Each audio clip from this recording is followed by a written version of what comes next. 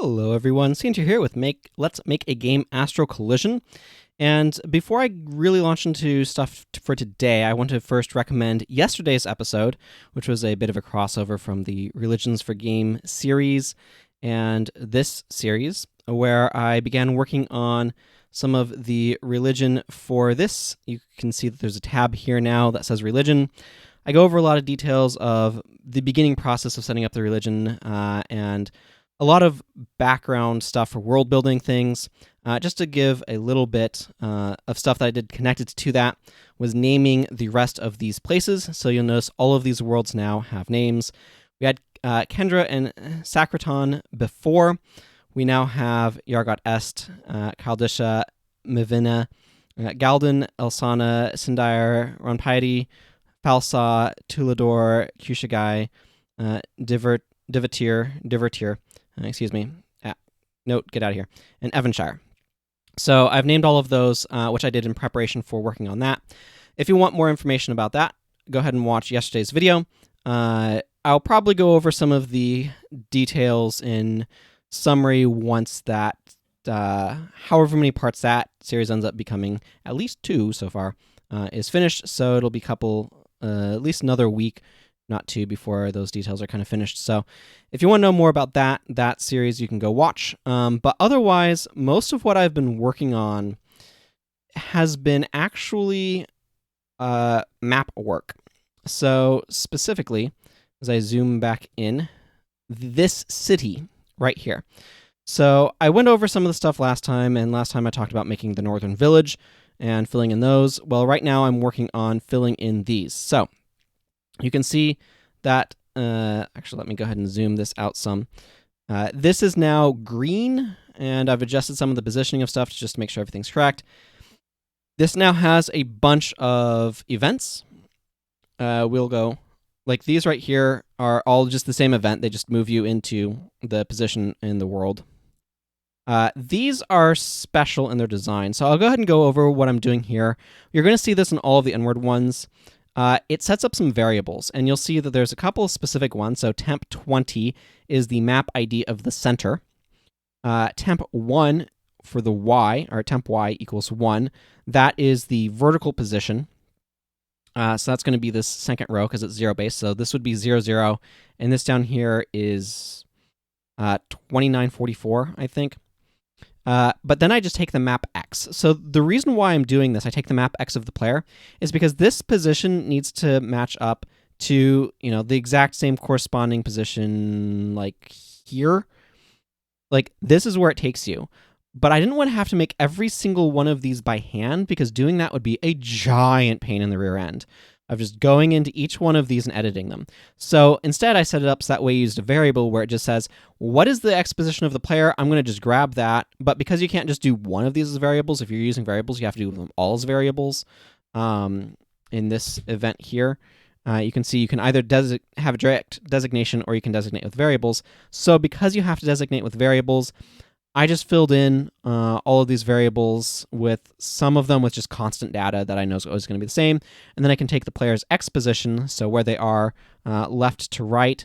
So that way I can copy and paste this event and set it up basically the once and do a little bit more work to set up the first one and then just copy and paste them instead of manually going through every single one of these and telling them, okay, this one needs to go to this spot and the next one to this spot and so on and so forth. So all of these are now set up here. These ones use the same tech, and these ones do the same thing. They just transpose X and Y. So you can see that on all of these inner guys. So that's a technique that I'm using here that I'm definitely going to remember for elsewhere because manually setting up each of these, it would be a gigantic pain in the rear end. Of course, this only works this way because, you could do some math if you had things offset, but because these maps have the same relative width or height, I'm able to just take the position directly. You could do the same sort of thing, like I said, with some math. You could add some sort of offset if you needed to do this effect with something where the maps didn't align properly. But this Y lines up with this Y. And you can see that this is beginning to be filled out. So you can see some stuff here that's filled out. So if I just continue across the middle, the right, the left here, so this is resetting on the rows. The middle here, you can see a little bit here. I'll go over some of that in more detail. And this extends over because that's how this side works. I don't yet know how this side works, so that can't extend over. I just know the road there. The right, again, is pretty generic. The lower left is where I've done a lot of my work. I'll come back to that in a moment. I've done a little bit here as well. We'll talk about that.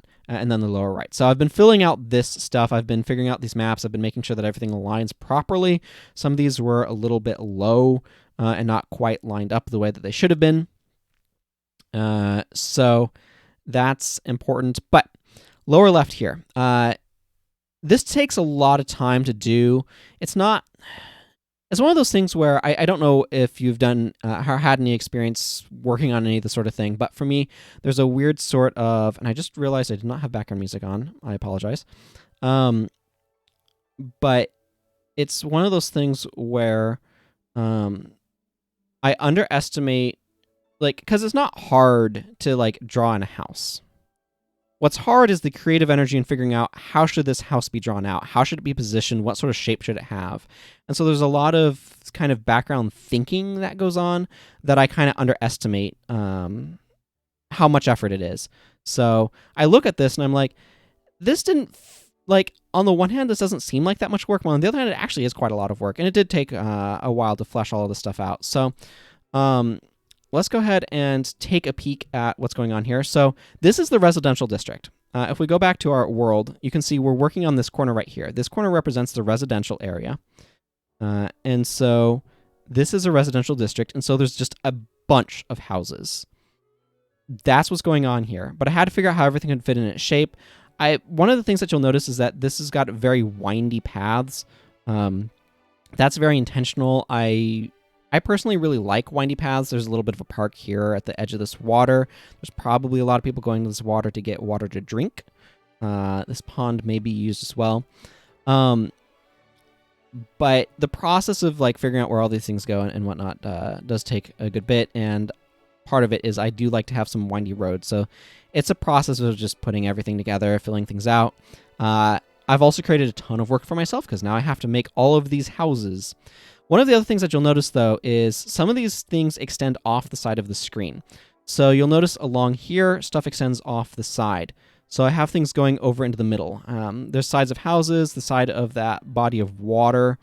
I may push this fence out a little bit just to give a little bit more character, to not have it be flat edge there. We'll see. But yeah, sides of houses. Part of the reason why I did this is I want to minimize how many connections I need to make, and I actually see one right here that I do need to add in. So I'm going to do that while I'm thinking about it. You will go to the left, and you go here. And then if I go over here, see, I'm catching things. You transfer. Now you can walk under those. I'll pull this up in the actual game in just a short bit here and actually kind of run through some of this. But I don't want to necessarily have to make a bunch of map connections. Now, that was my original thinking. Obviously, the technique that I figured out as I was having to make all these map connections definitely enabled me to do that sort of thing more easily. So I might not necessarily feel like I have to be as strict. But one of the things is you'll see part of the house extends here. So that's part of this house. This house extends up into this center map down here, as well as the edge of this map. So everything's set up to align, and the houses kind of extend some of the roofs here. It gives a little bit more character to these maps, as well as kind of pushing the extents of this a little bit. So that's some of what's going on there. Again, I wanted to minimize areas of connection that I had to make to other maps as well, just because that simplifies things for me. In terms of having to create transfers, which was certainly more important before I kind of came up with this idea of using variables when I realized I had a lot of stuff going on. There's something else, though, that I've discovered is an issue. I'm going to point that out during actual play. So hopefully, yeah, my volume should be low enough that this isn't absolutely blaring. Let's go ahead and get this running, and we will step into town. Now, I still have a lot of refinement to do in a lot of different areas. Whew, that is still freaking loud. Okay, that's super loud for me. is probably fine for you. Okay, so we step into town.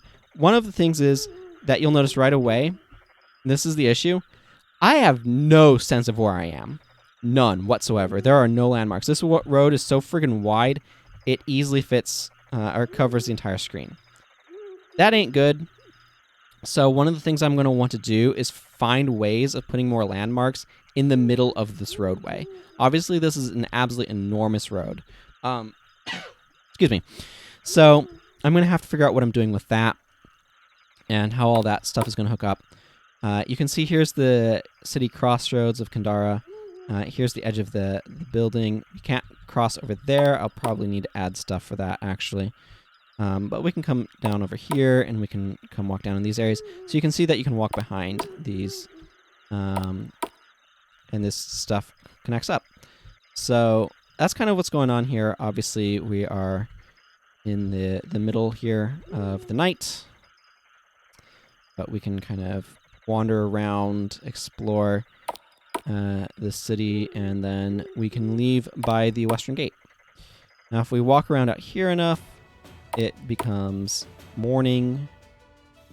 This might be full-on day. No, this still feels like morning. I'm not entirely sure. I don't have any sort of time of day thing. But anyway, we can wander around here and explore stuff. So eventually I'll be filling in all of those houses and all of these parts of the city. But you can see right here, this feels like a natural transition from that, where the edge of that house continues. And here where that house continues down. And so that's one of the things that I want to do is make these feel like they're kind of the same part of the same map. So that's just kind of an overview of some of that stuff. Like I said, and this is the thing that I was referring to previously when I said I'll show you in Game Engine. I need to do stuff to better put in landmarks and just a sense of where you're at in these absolutely ridiculously huge streets. You can see why I made them so big because of the way they look on the map there. But yeah, there needs to be some details of something going on here, so that way you're not just presented with this. Because this gives you no sense of any wherever you are or anything else. So I'm going to need to figure out what that's going to be, what that's going to look like. It may just be a median. It to kind of force you up more or down more. I don't know, but these things are just absolutely enormous. And it feels even bigger vertically just because the vertical distance is a little bit less. Like if I go right here, because the horizontal screen is slightly wider than the vertical screen, the vertical feels even more powerful. But there's one other thing that I did that I want to mention before kind of wrapping up for today, which is right here in the day-night cycle. Yes, day cycles. I changed the... so there's a variable right here, which is the day cycle advance rate, which is how quickly the cycle advances as for each step. So basically, this is how many points in the day-night cycle a step counts for. And I have adjusted the world map from 40 points down to 30 points. The reason that I did that is because, and I've discussed this before, I conceptually think of each world tile as representing 30 of these smaller tiles. So like right up here, this northern village, which does not have a name, this is a 30 by 30 tile. You can see right here, 30 by 30 along the bottom of the screen, because it's one tile. So this city is composed of 9 squares. And so each one of these is supposed to be 30 by 30. So because I was thinking of them that way, I wanted to make the world advance time at 30 times the rate of interior to one of these. So that's one of the other little tweaks that I did. But yeah, most of what I've been doing has been like tightening up some of the mapping on the rest of these, getting some of those connections put into place with transfers. And actually, I can go ahead and go into here right now, and it's super easy to just go copy paste those a couple of times, and now that those connections will work because that's how they're set up.